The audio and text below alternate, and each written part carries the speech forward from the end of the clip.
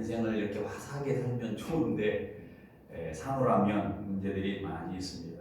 레리 엘 맥스웨인이라고 하는 사람이 인간이 살아가면서 느끼는 위기를 5가지로 설명을 했습니다. 첫째는 신체적 위기라는 것입니다. 살아가다 보면 생각지 않았던 병이 찾아와서 아프거나 갑자기 죽음에 직면하는 경우, 그런 경우를 가르쳐서 육체적인 위기, 신체적인 위기라고 말을 했습니다. 그 다음은 자아의 위기가 있는데 이것은 존재 의식의 상실입니다. 내가 뭐 하는지, 왜 살아야 하는지, 모든 것에 정신적인 허탈감을 갖게 되고 자꾸만 절망으로 치닫는 위기, 이게 바로 자아의 위기입니다. 세 번째는 인간관계의 위기가 있다고 합니다. 주변의 사람들이 자꾸 나를 떠나버리거나 내가 사람들로부터 멀어져서 대인관계가 단절되는 고독한 상태, 다툼으로 또는 오해를 받는 그런 느낌, 그래서 가정이 해체되고 인간관계가 해체되는 위기를 맞는 것, 이걸 가리켜서 관계의 위기라고 말을 합니다. 그리고 네 번째는 환경적인 위기가 있습니다.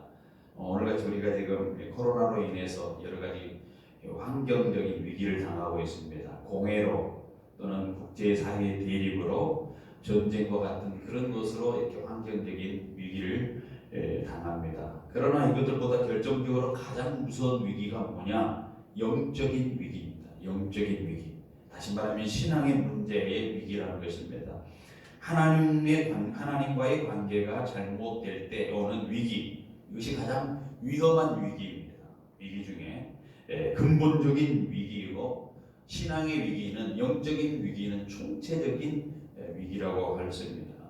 우리나라 전국의 성인 1000명을 대상으로 설문조사를 했대요. 그랬더니 코로나 사태 이후 주일 현장 예배는 물론 온라인 예배로 참여하지 않은 대상에게 그 이유를 물어봤다는 겁니다.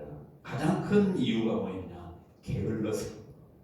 두 번째는 귀찮아서. 이게 29.6% 정도가 게으르고 귀찮아서 현장 예배할 수 없고 온라인 예배도 못합니다. 이렇게 대답을 했다는 것입니다.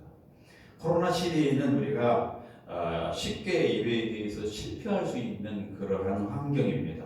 나의 신앙을 지탱하는 것이 예배인데 이 예배의 기둥이 흔들리고 예배자로서의 나의 모습이 무너지는 것, 이게 바로 뭐냐? 신앙인의 위기인 것이죠. 코로나의 위기가 예배의 위기가 되었고, 예배의 위기는 곧 나의 신앙의 위기가 되었다는 것입니다. 그래서 하나님의 말씀도 멀어지게 되고, 말씀을 묵상하는 것도 멀어지게 되고, 개인적으로 주님과 깊은 교제를 갖고 주님으로부터 영적인 그 교제를 통하여서 세상에 영향력을 미쳐야 되는데 그렇지 못하고 점점점 주님과 멀어져 있는 관계, 이게 바로 뭐냐? 위기 중에 영적인 위기인 것이죠. 여러분은 어떻습니까? 여러분의 신앙은 건강합니까? 코로나로 이렇게 힘들어한다 하지만 그래도 여러분의 신앙은 건강한지 한번 점검해 보시기 바랍니다. 위기가 기회라는 말이 있잖아요, 그죠? 여러분도 인생에 만나는 여러 가지 위기가 있을 때 그 위기를 통해서 절망하지 말고 오히려 새로운 역사를 창출해내는 그런 기회로 삼는 것, 이것이 바로 위기가 곧 기회라는 말에 담겨있는 뜻일 것입니다. 성경 인물 중에 삶의 위기를 만나서 절망적인 상황 가운데서도 하나님께 부르짖던 인물, 대표적인 인물이 뭐냐? 이 다윗이라고 할 수 있습니다. 그는 어린 시절부터 하나님의 부르심을 받고 기름 부음을 받는 그러한 사람으로 성장을 합니다. 그 과정에서는 어려운 시련과 역경을 견뎌내야만 했습니다. 그 많은 수많은 시편들도 자신이 위기 처해있을 때 위기 가운데에서 쓰여졌다라고 하는 사실. 그래서 시편에 보면은 얼마나 그가 처한 그 상태가 처절해 있는가를 우리가 보게 됩니다. 그가 겪는 고통의 수위가 어떠했는가를 적나라하게 시편에서 기록을 하고 있습니다. 오늘 본문 시편 40편도 마찬가지로 우리는 여기에서 다윗이 자신에게 불어닥친 그 위기를 어떻게 극복했는가라고 하는 사실을 우리가 생각해 보려고 합니다. 어떻게 해야 그러면 우리가 삶의 위기를 극복할 수 있을까라고 하는 교훈을 받게 된다는 것이죠. 첫 번째, 위기를 만났을 때 무엇보다도 하나님께 부르짖는 그러한 다윗이었다는 것입니다. 우리도 마찬가지로 하나님께 부르짖는 것이 필요합니다. 1절에 내가 여호와를 기다렸더니 귀를 기울이사 나의 부르짖음을 들으셨도다, 이렇게 표현하고 있습니다. 이 말씀 속에는 다윗이 위기 속에서 하나님의 도우심을 찾았다, 구하고 부르짖는 모습, 그리고 그 부르짖는 그 다윗에게 응답을 기다리는 그 모습이 여기에 변형되어 나타나고 있습니다. 하나님의 도움을 찾아 부르짖고 하나님은 그에게 응답해 줬다, 이런 그 표현이죠. 무엇보다 다윗은 하나님께 부르짖어 기도하는 기도를 했다는 거예요. 부르짖다라고 하는 단어가 쉬아우라고 하는 단어를 씁니다. 큰 소리로 도움을 외쳤다는 것입니다. 다윗은 사울의 왕의 핍박을 피해서 도망하면서도 어려운 처형에 놓였을 때 언제든지 큰 소리로 하나님께 기도했습니다. 여러분, 인생의 위기는 누구에게나 다 찾아온다고 그랬습니다. 위기는 시간을 따르지 않습니다. 아무 때나 외워오시 오는 것이 위기입니다. 위기는 상황을 따지지 않습니다. 어떤 상황에서도 올 수 있는 게 위기입니다. 위기는 대상을 따지지 않습니다. 남녀노소, 빈부, 귀천, 귀, 고하를 막론하고 누구에든지 이 위기가 찾아옵니다. 또 위기는 종류를 따지지 않습니다. 건강의 위기도 있습니다. 사업의 위기, 직장의 위기, 부부관계의 위기, 자녀의 위기, 생명의 위기, 영적인 위기, 그 위기는 헤아릴 수 없을 만큼 많은 위기가 찾아오고 있습니다. 우리가 지금 살아가는 이 시대는 지금 환경적인 위기로 굉장히 힘들어하고 있지 않습니까? 세계가 힘들어합니다. 자, 인생을 어떤 사람은 고해다, 고통의 바다라고 말을 했습니다. 우리 삶은 고통스러운 바다와 같습니다. 한번 큰 파도가 밀어닥치면 내 조그만 인생의 열매를 순식간에 다 날아가 버리는 거예요. 아무리 쌓아놨다 하더라도 인생이 다가오면, 그 폭풍과 다가오면 전부 다 쓸고 내려가는 쓰나미와 같은 것이 바로 인생에 찾아오는 여러 가지 그러한 위기라고 할 수 있습니다. 다윗은 그 위기를 이렇게 설명을 했습니다. 자기가 기가 막힐 웅덩이와 수렁에 빠져 있다고 말합니다. 여러분, 기가 막히다라고 하면 내가 정말 기가 막혀서 일을 당했다, 그러고 우리 표현하잖아요. 오늘 기가 막힌 일을 당해서 어이가 없어, 도저히 상상도 할 수도 없고 도저히 이해할 수 없는 일이 벌어졌다라는 것이죠. 여기 그 다윗이 기가 막힐 웅덩이와 수렁, 웅덩이는 늪지대를 말하고 수렁은 진흙으로 질퍽한 구덩이를 의미하는 게, 공통점이 뭐냐? 거기서 스스로 빠져나올 힘이 없다라는 거예요. 그러니까 위기, 이것은 수렁과 웅덩이, 그 다음에 기가 막힐 웅덩이, 이렇게 표현되어 있는 것은 다 자기의 힘으로 도저히 어떻게 빠져나올 수 없는 그러한 곳이라는 거예요. 움직이면 움직일수록, 힘을 쓰면 힘을 쓸수록 더 빠져 들어간다는 거예요. 그래서 그것을 거기에서 몸부림치고 있는 모습을 다윗이 그렇게 표현을 하고 있습니다. 여러분, 우리가 세상 살아가면 내 힘으로 어떻게 할 수 없는 그런 일들이 많이 벌어지지 않습니까? 상황이 아무리 상황을 걷어내고 또 걷어내도 다시 또 엄습해 옵니다. 나를 사로잡습니다. 나를 억누릅니다. 나를 더 깊은 곳으로 집어넣습니다. 딱 주위에 있는 사람들을 돌아보는데 나를 건져줄 사람이 없습니다.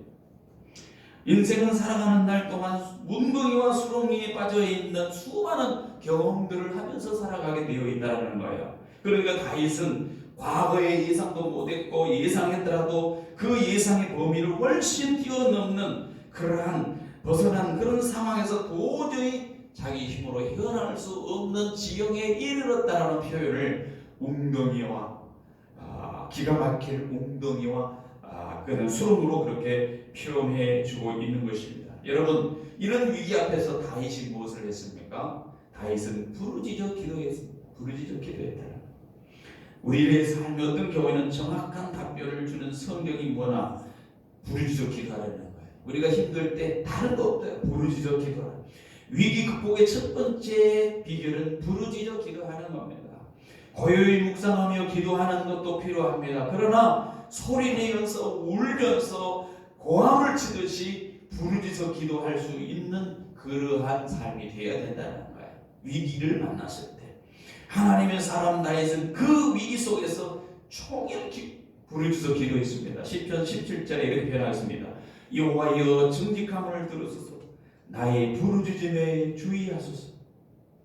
시편 18편 6절에는 내가 환난 때 여호와께 아뢰며 나의 하나님께 부르짖더니 저가 그 전에서 내 소리를 들으시며 그 앞에 나의 부르짖음이 그 귀에 들렸도다. 다윗은 계속해서 부르짖었다는 거예요. 여러분 부르짖어 기도하십니까? 속으로만 요즘 같은 경우는 특별히 부르짖어 기도하기 못하는 그런 요소들이 많이 있죠. 교회에서도 뭐 통성 기도하지 말아라고, 또 옆에서 소리짖어 이렇게 부르짖으면 또 방해된다고 하지 말아라고. 우리 교회 같은 건 어때요, 여러분? 마음대로 부르짖을 수 있습니다. 여기서 뭐 전쟁이 일어나도 위에서는 몰라요. 얼마든지 부를 수 있는 얼마나 환경 아닙니까? 그렇습니다. 우리가 하나님 앞에 부르짖도록 하는 하나님의 이유가 있어요. 우리가 이 길을 만나면 하나님께서 우리에게 부르짖으라 하는 이유가 있다네. 그건 뭐냐? 우리가 하나님께 부르짖게 하시는 것은 하나님의 사랑 때문이라는 거예요. 하나님의 배려입니다. 우리 모두가 하나님께 부르짖어 응답받는 그런 성도가 되어야 되지 않겠습니까? 여러분 부르짖어 기도하시기를 바랍니다. 또 두 번째 보니까 삶의 위기를 만났을 때 하나님의 응답을 믿고 기다리는 거예요. 기다립니다. 1절에 내가 여호와를 기다리고 기다렸다. 인내를 표현하는 것입니다. 이것은 단순한 인내의 의미가 아닙니다.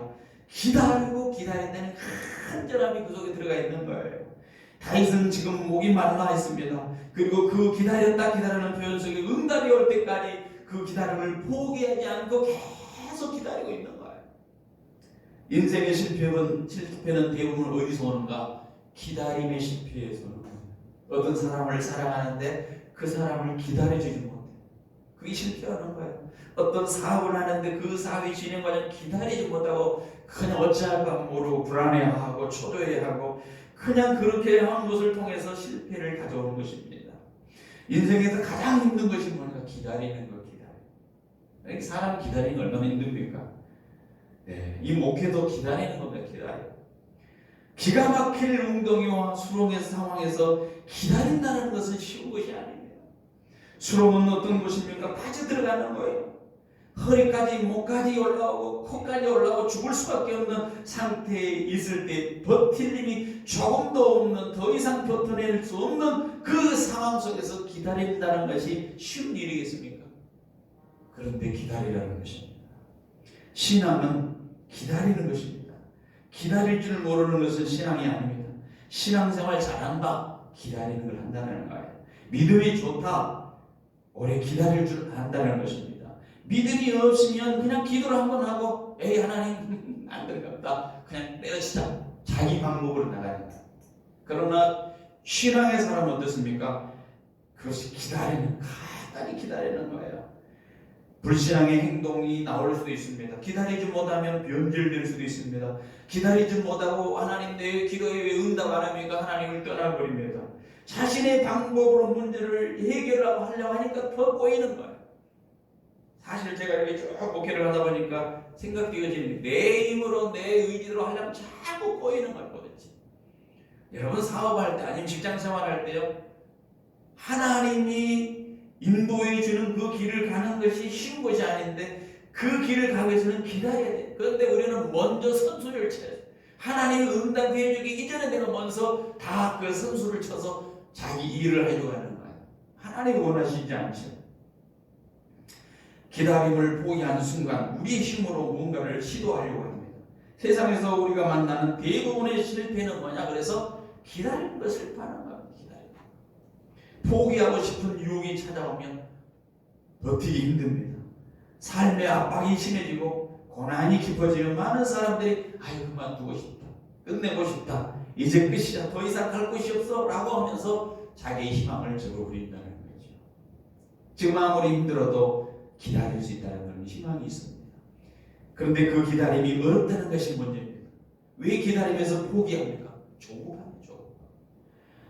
고난이 차라고 마음이 조급해집니다. 그 고난에서 빨리 벗어나고 싶습니다.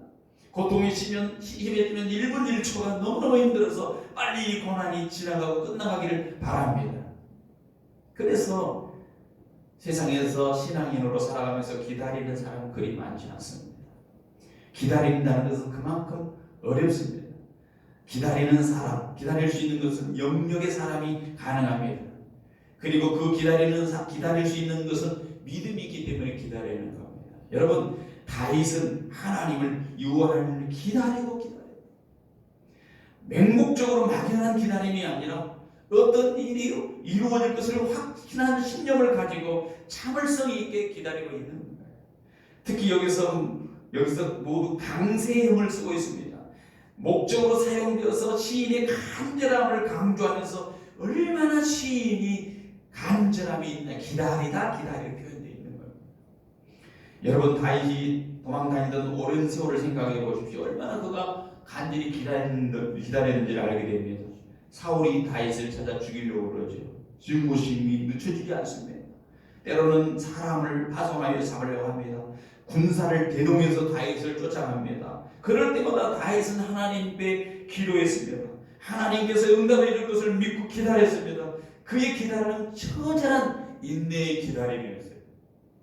자신의 문제 해결은 오직 하나님으로부터 가능하다고 여기기 때문에 문제의 해결자 대신 하나님을 구하고 하나님을 기다리는 마음, 이게 바로 다윗의 마음이었고 신앙인의 자세라는 것입니다. 우리가 하나님의 자녀라면 우리는 하나님을 기다리며 하나님의 뜻, 하나님의 방법으로 문제가 해결되기를 기다리는 자세를 배워요. 어떤 계획을 세우고 어떤 것을 추진하려고 할 때 그 하나님 뜻에 맞는 계획을 세우고 그 방법이 이루어지기를 기다려야 된다. 그 하나님께 물어야 된다는 것입니다. 그리고 시편 40편 1절에 보니까 내가 여호와를 기다렸더니 귀를 기울이사 나의 부르짖음에 응답해 주셨다. 응답은 누구의 것입니까? 기다린 자의 것이다. 기다리는 사람. 그런 이루어질 때까지 기다렸습니다. 기다리는 자는 가장 강력한 삶을 살 수 있어요. 기다릴 수 있는 사람보다 강력한 삶을 살 수 있는 사람은 없습니다. 기다리는 거예요.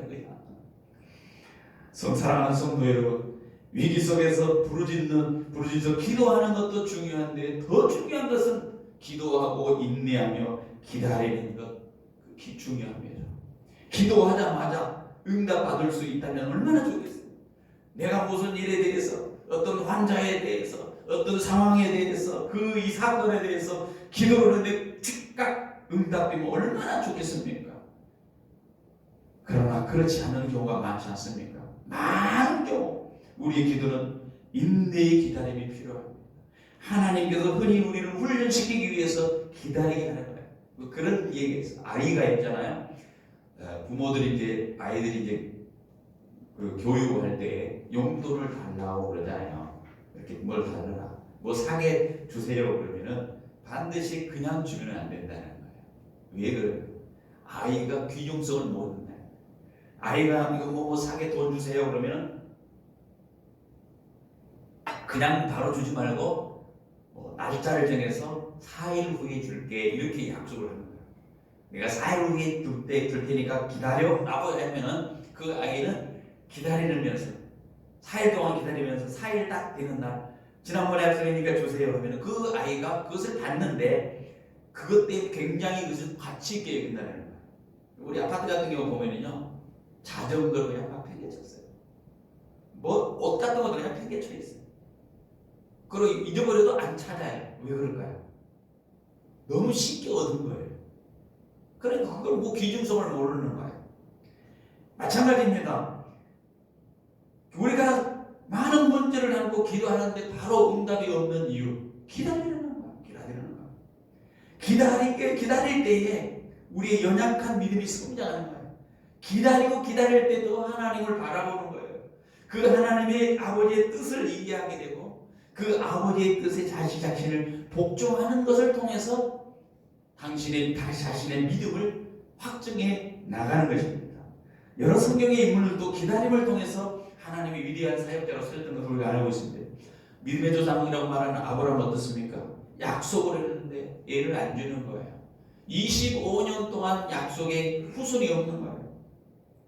25년 기다렸습니다.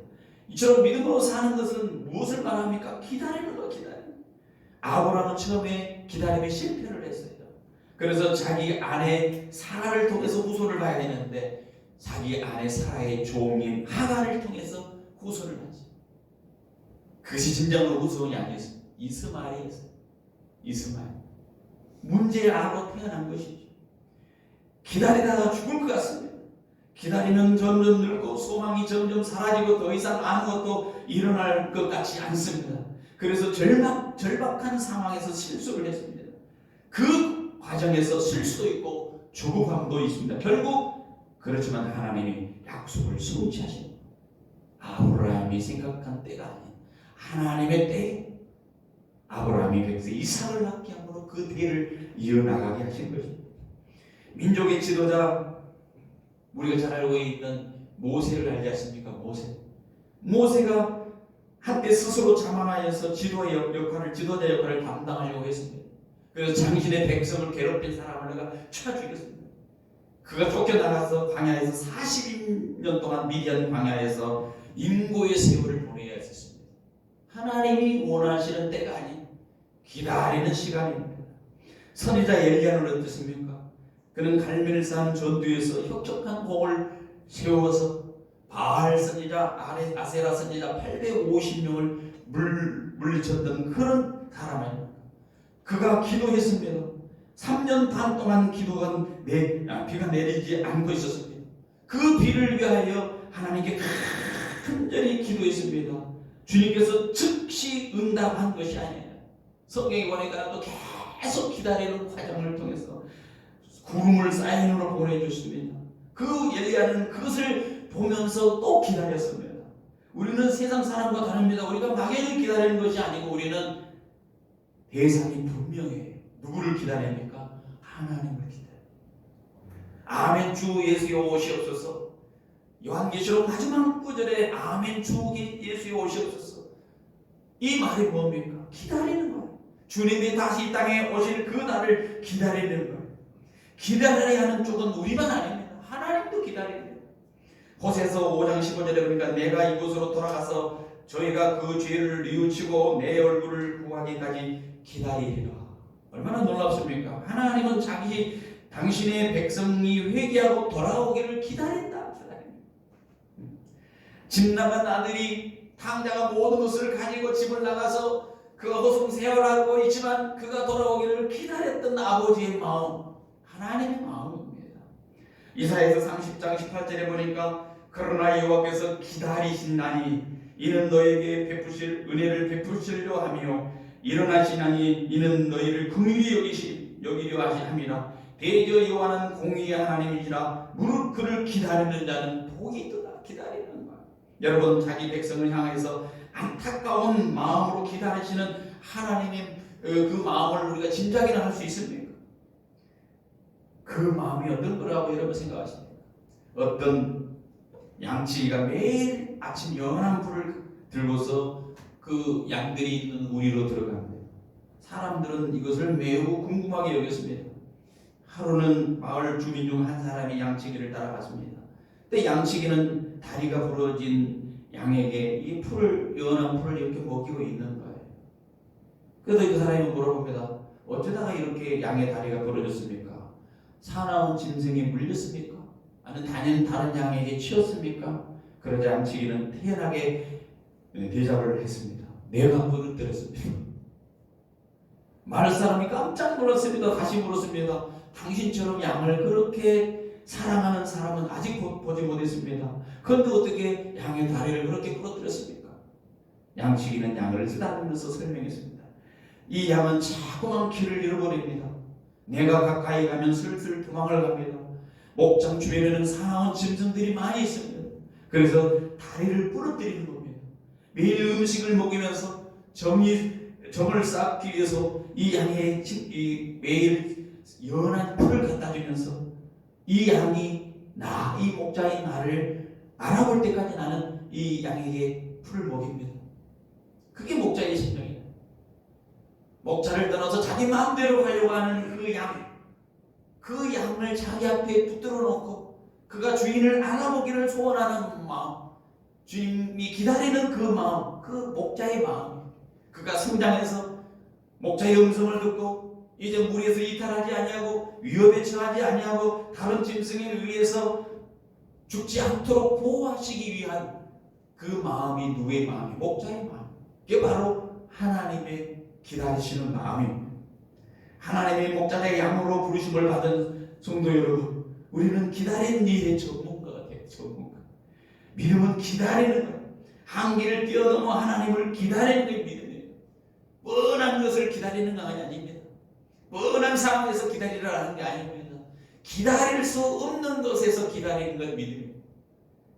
기다리는 동안 아무 일도 일어나지 않습니다. 어떤 조짐도 일어나지 않습니다. 이것이 문제입니다. 믿음 생활을 하는데 여전히 어려움 속에 있습니다. 어려운 상황에 놓여 있습니까? 여러분 캄캄한 그런 칠흑과 어두운 그곳을 지나가고 있습니까?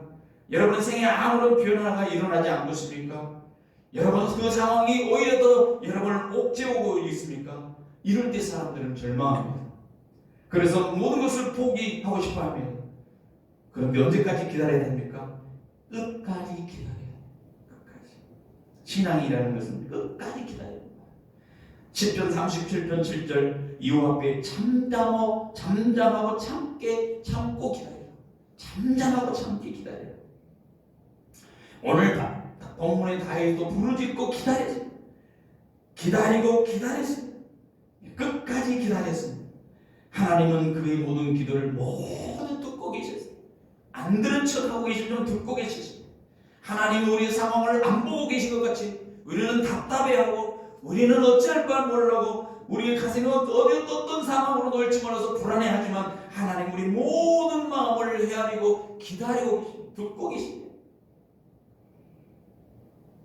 여러분 우리 모두가 끝까지 하나님을 신뢰하고 기다리는 신앙을 가지시기 바랍니다. 세상 사람과 우리의 차이점이 뭡니까? 세상 사람은 수완이 좋은 방법이 좋습니다. 수완이 좋은 사람이 세상에 다 모여있어요. 대단합니다. 세상 안으로 들어가 보십시오. 얼마나 많은 처세술을 가지고 탁월한 그러한 사람들이 얼마나 많습니까? 눈치도 빠르고요. 수완도 능력도 재주도 있습니다. 처세에 있어서 탁월합니다. 세상 사람들은 자기 자신을 믿고 살아가기 때문에 최선을 다해서 살아가려고 합니다. 자신의 처세술, 자신의 능력을 믿습니다. 그러나 신자는 살아가는 방식에 있어서 세상 사람과 다른 사람. 오직 신자는 가장 먼저 할 처세술이 뭐냐? 하나는 기도하는 것이고 또 하나는 하나님의 역사를 기다립니다. 다윗이 그렇습니다. 기도가 뭡니까? 하나님의 역사를 기다리는 것입니다. 신자의 가장 궁극적인 행위는 뭡니까? 기도하는 거예요. 오늘 본문은 또 삶의 위기를 만났을 때 하나님의 품 안에서 매일 동행하는 것이 필요하다고 말합니다. 2절에 보니까 나를 기가 막힐 웅덩이나 수렁에서 끌어올리시고 내 발을 반석 위에 두사 내 걸음을 견고케 하셨도다. 다윗이 기도하고 기다렸습니다. 마침내 하나님께서 응답하셨습니다. 내 힘으로 내 능력으로 웅덩이와 수렁에서 건져 나올 수 없습니다. 누군가가 올려주어야만 가능합니다. 스스로 올라갈 수 없습니다. 구원의 손길이 필요합니다. 사울은 다윗을 죽이려고 혈안이 되어서 쫓아다니고 있습니다. 그렇지만 하나님은 다윗을 반석 위에 두고 그의 걸음을 견고하게 하셨습니다. 극한 고통의 웅덩이에서 다윗을 끌어올리신 분, 그리고 그것에서 끝나지 아니하고 원수들이 더 이상 괴롭게 하지 못하도록 든든하고 완벽한 보호의 은총을 허락해 주셨다는 겁니다. 여러분 우리가 하나님 믿고 기도하고 기다리면 반드시 응답의 기쁨이 있다는 것입니다. 살아가는 날 동안 수없이 많은 날 동안 이런 상황에 빠질 것입니다. 도무지 내 힘으로 할 수 없는 상황, 점점 빠져들어가는 상황, 나보다 더 강력한 힘이 나를 이끌어주지 않으면 살아갈 수 없는 상황에 분명히 빠지게 될 겁니다. 본문의 다윗은 구원의 손길이 하나님으로부터 왔다고 고백을 하고 있습니다. 하나님이 끌어올려 주셨다고 말을 합니다. 하나님께서 자기를 기가 막힐 웅덩이와 수렁에서 건져내시는 하나님이라고 고백을 하고 있는 것입니다. 여러분, 요셉이라는 사람을 보세요. 성경의 요셉은 웅덩이와 수렁에 빠졌던 사람입니다. 형들의 미움을 받았어요. 그는 웅덩이에 빠뜨림을 당했습니다. 실제로 그는 그리고 보디발의 아내의 모함으로 감옥에 들어가는 그러한 신세가 되었습니다. 그것도 수렁입니다. 그리고 요셉은 감옥 안에서 점점 잊혀졌습니다. 모든 것이 끝났습니다. 그런데 합력하여 선을 이루시는 하나님께서 꿈을 해석하도록 해서, 꿈꾸는 일을 해석하도록 해서 그를 감옥에서 건져 올리셨습니다. 아무에게도 없을 것 같은 그곳에서 하나님은 사람을 보내어 그를 끄집어 올리신 것입니다. 우리가 지난주에 다니엘의 사자굴 사건을 우리가 생각해 보았습니다. 여러분, 다니엘이 하나님을 바라보고 있을 때 사자굴 속에 들어갔지만 하나님은 그를 버리지 아니하고 건져내셨던 하나님.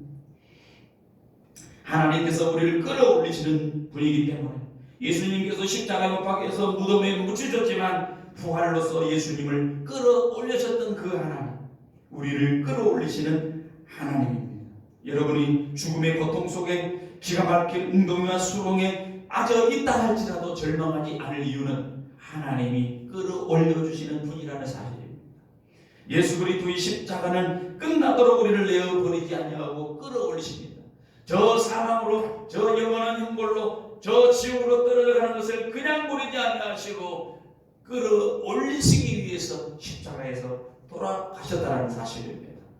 하나님께서는 요셉을 감옥에서 이끌으셨고 고통의 절규에 죽어가던 욥을 끌어올렸습니다. 예수 그리스도의 십자가를 통해서 끝내버리지 아니하고 끌어올리셨습니다. 그래서 그 하나님이 어떤 하나님입니까? 우리도 역시 마찬가지로 깊은 수렁과 웅덩이에서 건져주실 하나님, 그 하나님이 되신다는 사실입니다. 오늘 지금도 하나님은 우리에게 손을 내밀고 계십니다. 버려두지 아니하시고 끌어올리시기 위해서 손을 내밀고 계십니다. 세상에서 사람들이 파놓은 수많은 함정 속에 우리가 빠져 있을 수도 있습니다. 사람들부터 억울하고 거절당하고 누명을 뒤집어 쓴 적이 얼마나 많습니까? 우리 때로는 죄로 허덕일 때가 얼마나 많습니까? 그런 깊은 수렁 속에서도 건져내실 분이 있습니다. 바로 누굽니까? 하나님이라는 거예요. 하나님이 어떤 분입니까? 창조주 하나님, 전능하신 하나님이요, 전지하신 하나님이요, 무소부재하신 하나님, 언제나 어디서나 계시며 무엇이든지 하실 수 있는 하나님, 그 하나님을 우리가 믿고 있지 않습니까? 여러분, 사울에게 쫓겨 때로는 동굴을 수마해갔고 때로는 국경을 넘어 블레셋까지 도망쳐서 때로는 미친 사람처럼 침을 질질 흘려야만 했던 다윗이었지만 하나님께서 그를 마침내 높이 들어올리셔서 이스라엘의 통치하게 왕으로 세우셨습니다. 그는 40년 동안 이스라엘을 통치하며 만세 이름을 남긴 위대한 왕이 되었습니다. 그것을 가리켜 오늘 본문은 뭐라냐? 반석 위에 두셨고 일생의 걸음을 견고히 했다. 그렇게 고백을 하고 있는 겁니다. 반석 위에 내 발을 반석 위에 두셨다라고 기록되어 있습니다. 하나님께서 우리를 그냥 버리신 분이 아니고 웅덩이와 수렁에서 발이 빠졌던 끌어올리셔서 반석 위에 두시는 하나님. 그러므로 우리는 그 하나님을 기다리는 것이 중요하다는 것입니다. 반석은 요동치 않냐는 것입니다. 반석이 하나님과 같습니다. 다윗은 하나님을 향해서 나의 반석 되신 하나님 이렇게 고백하고 있습니다. 하나님은 당신의 백성들을 절망에 버려두지 아니하고 끌어올려서 가장 안전한 곳, 흔들림이 없는 곳, 아무 사람들이 흔들어 놓아도 흔들리지 아니한 그 반석에 세울 때에 그는 그 위에서 하나님을 오히려 찬송할 수 있습니다. 그래서 40장 3절에 새 노래 곧 우리 하나님께 올릴 찬송을 내 입에 두셨으니 라고 기록하고 있습니다. 웅덩이와 수렁에 빠져나갈 때 고통으로 절구하며 신음했습니다. 절망적인 상황에서 탄식하며 원망하는 말이 쏟아져 나왔습니다. 그런데 이제 하나님은 어떤 말을 주셨습니까? 입술에 하나님께서 새 노래를 주셨다. 새 노래. 왜 새 노래입니까? 하나님께서 새로운 일을 행하셨기 때문에. 대부분 고통이 끝나고 난 다음에 기가 막힌 노래들이 주어집니다. 여러분, 시인도 마찬가지입니다. 기가 막힌 웅덩이와 수렁에서 건져받은 이들이 이제 새로운 노래로 부르기 시작한다는 게 새로운 새 찬송이 새 찬송, 승리의 노래입니다. 우리가 기가 막힌 몽덩이와 수렁에서 건짐받을 때, 그리고 하나님께서 우리를 반석 위에 든든하게 세울 때, 흔들리지 아니할 때 우리는 새 노래로 하나님을 높여드릴 수 있는 사람이 된다는 것입니다. 40편 3절에 많은 사람이 보고 두려워하여 여호와를 의지하리로다. 우리가 노래를 부를 때 이제 다른 사람들이 많이 보고 여호와를 의지합니다. 드디어 하나님이 살아 계신 것을 인정하게 된다는 것입니다. 우리가 이 새로운 노래를 부를 때 우리의 삶이 노출되어지게 되어 있어요. 우리가 세상에서 그리스도인으로서 든든한 반석에 세워지는 삶으로 나아갈 때 세상 사람들이 우리를 보고 그렇게 생각할 겁니다. 야, 저 사람들이 깊은 수렁과 응동이 있었던 사람들인데 저렇게 높은 자리로 올라갈 수 있겠느냐 하면서 우러러 볼 것이고, 그 높이에서 반석에서 부르는 그 찬송을 들으면서 야, 저들이 믿는 하나님이 도대체 어떤 하나님인가 이렇게 생각하게 되고 놀라게 될 것이라는 것입니다. 우리가 지난 주간에도 살펴봤습니다. 다니엘에게 일어났던 놀라운 일들, 굶주린 사자굴 속에서 다니엘을 건져냈던 그 하나님을 누가 보았습니까? 다리오 왕이 보지 않았습니까? 다리오 왕은 그것을 보고 하나님이 하셨다, 살아계신 하나님이다, 네가 믿는 하나님이 참 하나님이었구나라고 하나님을 노래했습니다. 하나님이 위대한 역사, 웅덩이와 수렁에서 우리를 건져 올리신 것을 우리가 찬양할 때 세상 사람들이 놀라게 될 것이라는 것입니다. 우리끼리 감탄하고 끝나면 안 됩니다. 우리끼리 하나님이 위대하시다고 감탄하고 끝나면 안 된다는 거죠. 하나님께서 우리의 삶을 통해서 당신의 위대한 일을 주변 사람들이 보도록 하십니다.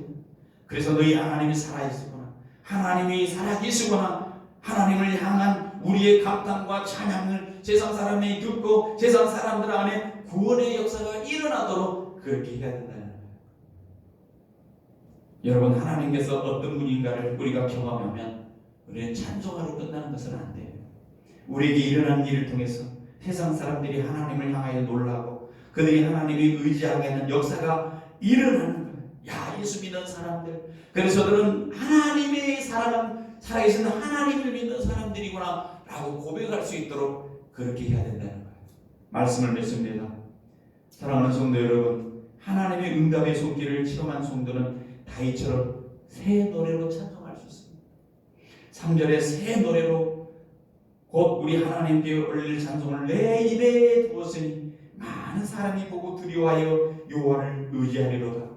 인류로는 도저히 빠져나올 수 없는 고통과 죽음의 웅덩이에서 구원받은 다윗, 인생의 행보에서 확실한 하나님의 보호와 인도를 경험한 이 다윗은 이제 그의 기쁨과 감사를 새 노래로 찬양할 때 그 찬양을 보고 많은 사람들이 감동을 받고, 그 찬양을 보고 많은 사람들이 힘을 얻고 위로를 얻고 주님 앞으로 오게 된다는 것입니다.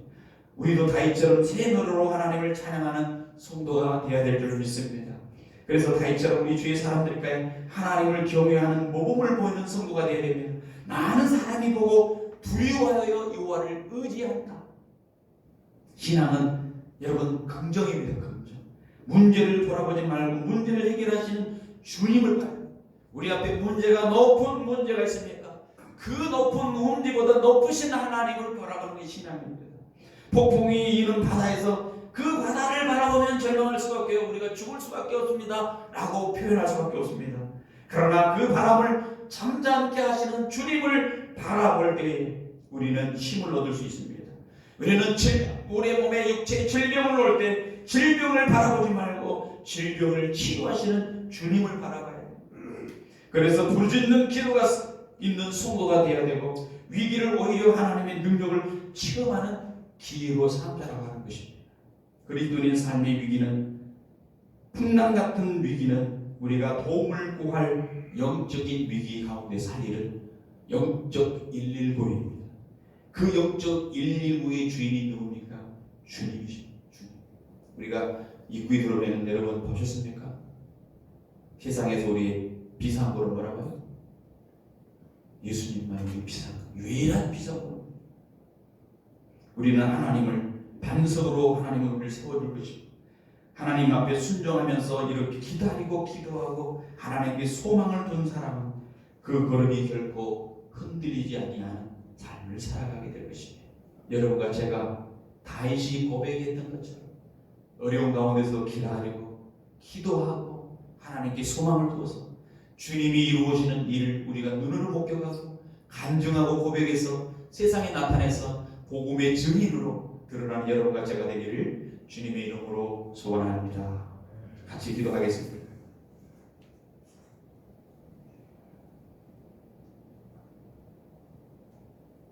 여러분 삶의 위기를 만날 때 어떻게 하십니까?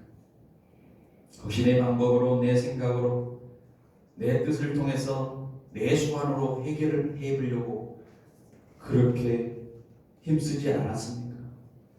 오늘 다윗은 그 많은 문제들이 없을 때 여호와를 기다리고 하나님께 부르짖었습니다. 혹시 여러분이 이 수고 같은 시간들을 보내고 웅덩이 같은 그런 시간들을 보낸다면 여러분도 한번 여기에 도전해 보시기 바랍니다. 주님 앞에 엎드려 기도하면서 기다리면서 주님이 어떻게 해서 인도하시는지를 한번 생각하고 인내를 가지고 한번 믿음의 길을 걸어가 보시기 바랍니다. 분명히 우리는 새 노래로 하나님을 올릴 찬송을 우리에게 입에 주실 것입니다. 우리를 통해서 많은 사람들이, 아니 직장의 동료가, 이웃이, 가정의 형제가 변화되는 기적을 체험하게 될 것입니다.